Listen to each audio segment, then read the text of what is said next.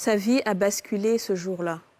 Ce 5 juin 2017, Mada Bidei Tioté perd son époux. La Côte d'Ivoire perd l'un de ses meilleurs footballeurs, Cheikh Ismaël Tioté. Notre éléphant footballeur a porté le maillot national à 60 reprises. Il a remporté 2 fois le championnat belge de première division avec le RCS Anderlecht et plusieurs autres distinctions européennes à son actif. Aujourd'hui, on reçoit Mada, son épouse. Elle nous partagera une tranche de vie. Okay. Bonjour Mada. Bonjour. Comment vas-tu? Très bien, merci. C'est la première fois que tu parles depuis le décès de ton époux. Oui. Et je te remercie. De rien. Merci d'avoir accepté de partager cela avec nous. Rien. Comment est-ce que tu as rencontré Cheikh? Et je l'ai rencontré à Treichville plus précisément, dans mon quartier. Moi, j'habitais à Treichville et lui, il venait voir ses amis. Il jouait aux jeux vidéo avant. Et donc, vu sa timidité, il a envoyé un grand à moi. Il m'a dit, il a dit au grand, je veux parler à cette fille-là. Mais j'ai tellement honte d'elle, je ne sais pas comment. Et lui, bon, il a fait l'arrangement et tout. D'accord. Et là, j'avais 14 ans. Tu avais 14 ans? Oui. Wow. J'avais 14 ans. Et après, comment est-ce que tout a commencé? Et après, tout a commencé comme une relation, bon, disons, à des adolescents. Ouais. Parce que là, moi, j'étais en 5e et tout. Et quand il m'accompagnait, parfois il m'accompagnait à l'école. Et les gens pensaient que c'était mon grand frère vu qu'il était super grand. Et moi, j'étais toute petite en bas et tout ça. Donc, c'était une relation, disons, teenager. Teenager. Voilà. Est-ce que tu rêvais d'une vie avec un footballeur?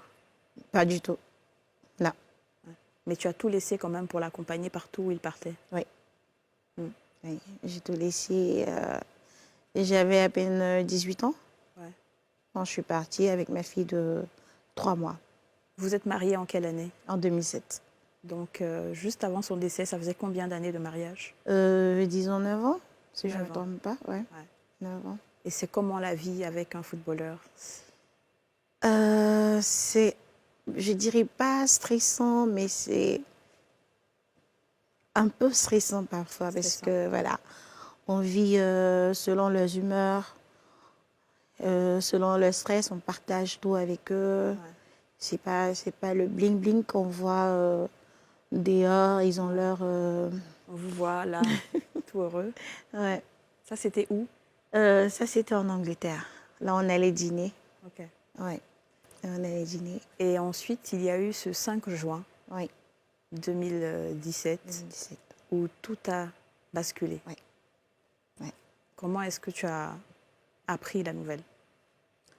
Bon, disons que j'ai appris la nouvelle. C'était un peu dans un moment. Ok, d'accord. Prends ton temps. D'accord, ok. D'abord, je vais au boulot. Vu que j'avais un atelier de couture à Treichville, je vais au boulot et sous une forte pluie. Et j'arrive au boulot aux alentours de midi 13h. Et là, je crois que tout le monde était déjà au courant, sauf moi. Et après, quelqu'un qui m'appelle, un de ses amis, Samba, il m'appelle, il me dit « Est-ce que tu peux venir à la maison ?» Je lui dis « Mais qu'est-ce qui se passe? Tu sais que je suis enceinte. » Tu étais enceinte? Voilà, j'étais enceinte de 8 mois et demi. Voilà, je devais accoucher dans 3 semaines. J'ai dit, mais dis-moi ce qui se passe. Est-ce que les enfants vont bien? Parce que j'ai laissé les enfants à la maison. Il m'a dit, les enfants vont très bien, mais il faut que tu rentres à la maison. J'ai dit, d'accord, mais là, il pleut. Vu que j'avais un chauffeur, le chauffeur, il savait. Moi, je ne savais pas. Et vu que moi, j'étais assise derrière, la pluie était tellement forte ce jour-là qu'on arrivait à peine à voir la route et tout ça.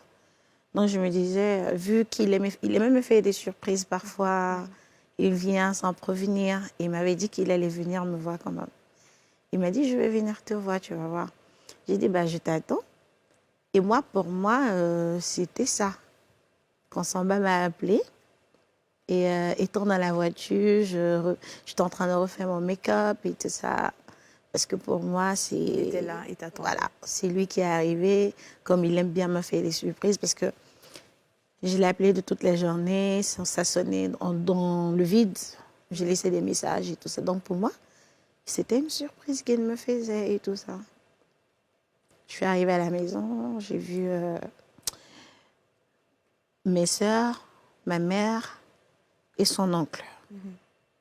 Et là, quand je rentre dans le garage, il y a mon chauffeur qui récupère mon sac et mes 2 téléphones.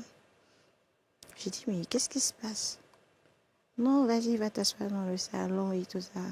Ils n'arrivaient pas à me donner l'information et tout ça.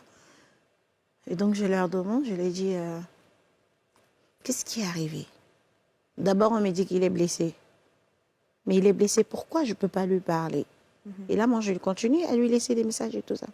Je lui ai laissé les messages, et comme j'ai tendance à lui dire, ta grosse tête, si tu ne m'appelles pas, je me fâchais avec toi. Et tout. Je lui ai laissé plein de messages dans la voiture et tout. Et entre-temps, les gens essayaient de m'appeler et tout. Mais je n'avais pas le téléphone en main et tout ça. Et je suis là. La famille arrive, je vois tout le monde. Je vois la maison, la maison se remplit, je ne comprends rien. Mais j'étais loin, très loin de m'imaginer ce drame-là. Ouais. C'était vraiment l'inimaginable, au fait. Ouais. Et dès que je vois l'imam qui rentre, je suis assise dans le canapé avec ma mère et ma soeur. L'imam, dès que l'imam y commence, tout de suite, je comprends. Ouais. Tout de suite, je comprends. Il fallait l'imam pour que tu comprennes. Voilà. Tu n'as rien dit. Quand je vois l'imam, je dis... l'imam commence à me booster côté foi, pour que je prenne tout avec la foi. Et là, je ne me rendais pas compte jusqu'à ce que ma mère m'enlève mes boucles d'oreilles. Et ce moment-là, je me suis rendu compte que vraiment, il s'est passé quelque chose. Ouais. Tu étais veuve en ce moment-là. Là, je deviens une veuve. Je dis, mais c'est pas possible. J'ai parlé avec mon mari. Ouais. Il allait très bien. Il allait manger quand je parlais avec lui. Il allait prendre son... Et là, il avait l'habitude de me réveiller à 5 h du matin pour me dire qu'il est l'heure de faire la prière. Il faut que tu te réveilles. Et une fois, je lui ai dit, si tu n'arrêtes pas, tu vas me donner une crise cardiaque parce que le téléphone, il sonne fort. Il dit, ah, tu aimes trop dormir, vas-y. Et tout. Et quand tu apprends que finalement, voilà, tu es veuve, qu'est-ce que tu fais sur le champ après que les imams te parlent? Après les imams, à vrai dire, je ne sais plus ce qui s'est passé parce que je ne sais pas, peut-être que je dors, mais je me dis peut-être que je suis endormie, et que je dois me réveiller. Qu'est-ce qui se passe? Ça ne peut pas être lui. C'est ça. Voilà. Automatiquement, je me dis, ça ne peut pas être lui. C'est pas possible. Que Dieu me pardonne, mais je m'imaginais loin de là.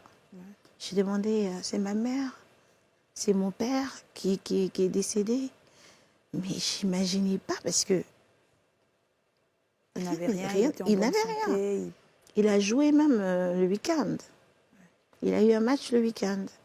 Donc, disons que le jour où il est décédé, je crois que c'était juste un dégraissage, un truc comme ça, qu'il devait faire. Ouais. Voilà. Et les enfants, vous avez combien d'enfants? 3 enfants. Comment tu as annoncé la nouvelle aux enfants? Mon fils, il est venu. Il m'a dit, maman, qu'est-ce qui se passe? J'ai dit, bah, t'as les yeux tout rouges et tout ça. J'ai dit, non, j'ai de la poussière dans les yeux parce qu'il était tout petit. On ne peut pas l'expliquer que voilà, quoi. Il était tout petit et tout ça. Mais avec la plus grande,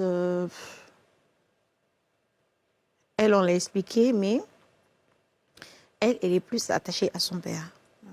Elle est très attachée à son père. Et elle, jusque-là, je ne l'ai jamais vue pleurer. Parce qu'elle me voit triste. Donc, disons que c'est elle qui me console, en fait. Elle qui te console.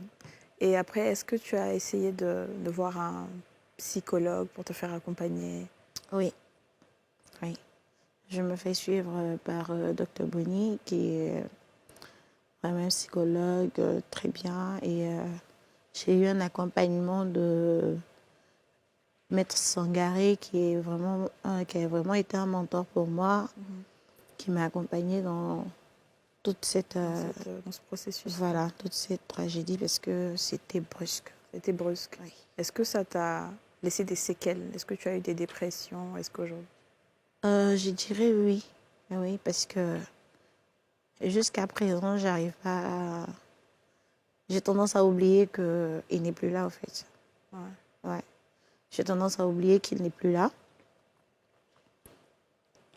Parce que j'avais demandé une doléance, je voulais le voir. Ouais.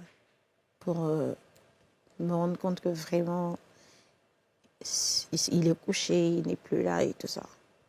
Mais vu mon état, mon oncle est venu me voir, il m'a dit non, c'est pas bon pour toi et tout ça. Mais je ne l'ai jamais vu. Non, je voulais le voir.